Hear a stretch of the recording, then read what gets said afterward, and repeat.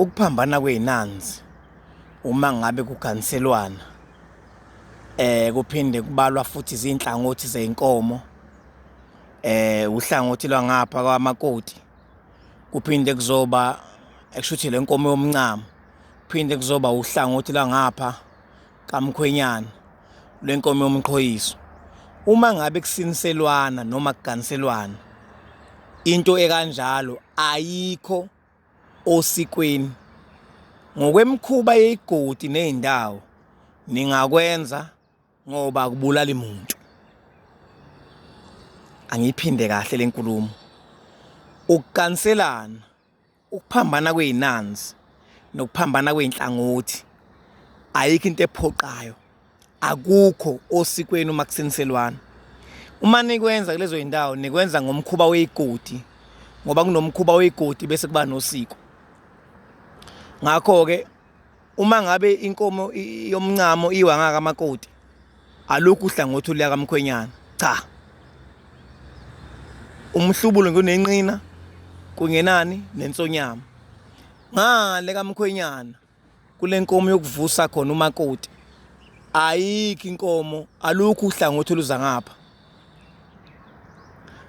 Ayikho inanzi esuka la kamakoti yengale, ayikho futhi inanzi esuka kamkhwenyana ize ngala. Kodwa abantu uma besuke bekwenza ngegodi, ngeke ngabaphazamisi ngoba ngifuna ukulawula imizi yabantu. Akuphoqi. Uma ethi umuntu hayi siphambanise iy'nanzi-ke manje siza lokho ngapha Nkosi yembona, kulungile ngokwegodi, umkhuba wegodi. Angifuni bese ngathi ngiyalawula. Kodwa osikweni ayiphambani iy'nanzi, ayiphambani inhlangothi. Ngiyazi ukuthi abantu bazoba nokudideka okukhulu. Ngiphinde futhi ngize la.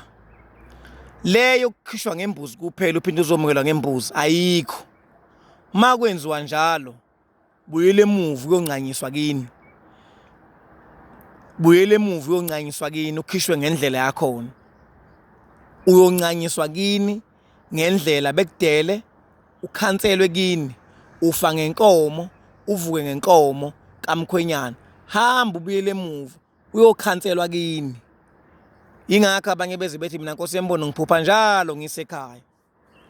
Ngabona ividiyo yakho ukhuluma ngendaba ukuthi abantu mabeganisela kuba nenkomo yomncamo. Thina ngapha ngasekhaya nonto siyazi khishwa ngezimbuzi namakhistetu. Kodwa njalo uma ngiphupha hleze ngiphupha ngisekhaya.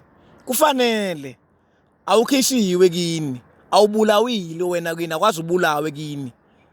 Abakudelanga kwenu. Kwabulawa imbuzi kwabikwa wena ufana nomuntu ohlele emzini. Uyoyihlalela nje emzini oba kubikelwa abadala ukuthi usayela lotshole khona, hayi ukuthi usuganile. Awukagani. Uma ngaba ngabikho ihubo elikukhiphile waphuma ungacwathi ungabheki emuva, hayi khohlwa. Khohlwa. So-ke umhlaba ngizowuhambela wonkana. Akukho la engikhethe khona. Uma kuwukuthi kukhona la nifisa ukuthi sibonisane khona. Ukuze abantu bengenzi amaphathi. Lento yokuganiselana ibucayi, ukuze abantu bengadlali ngethuba, ukuze iy'ngane ingabanga zidalwa, ukuze iy'ngane ingahlupheki, ukuze nawe umgcaco wakho uthole abantwana uhlale kahle ube nesibusiso, kuze kube njani iy'ngane zigane zamantombazana. Lungisa, qaphela. Ukuphambana kwey'nanzi nokuphambana kwey'nhlangothi akukho osikweni. Uma nikwenza njengemikhuba yey'godi. Angifuni bese ngathi ngiyalawula. Ukuthi ngithi hayi kuyekeni, akukho osikweni, ayikho inanzi ephambanayo uma niganiselana. Ayikho inanzi ephambanayo uma niganiselana. Ukuphambana kwey'nhlangothi kufunakala ngale nkathi kwenze ngani, kukhishwa iy'ngane, zifake isiphandla sakamalume, bese zihamba zenza njani, zilibangisa le, zifake kuhamba nesiphandla sazo, zifake isiphandla sazo, bese kuba uhlangothi lwembuzi lwesinxele oluya ngale kwababa. Nako ababa bazothi mase zimukelwa ngehubo, zimukelwe abazali bazo bebuye nohlangothi lwaka right. Beza nalo laba bantu kuyaphambana nje kanje. Inhlangothi hayi uma kusiniselana umakoti nomkhwenyana kuphambana inhlangothi kunenanzi enja, cha. Akukho osikweni lokho nasemthethweni. Nikwenza njengani? Njengasinegodi.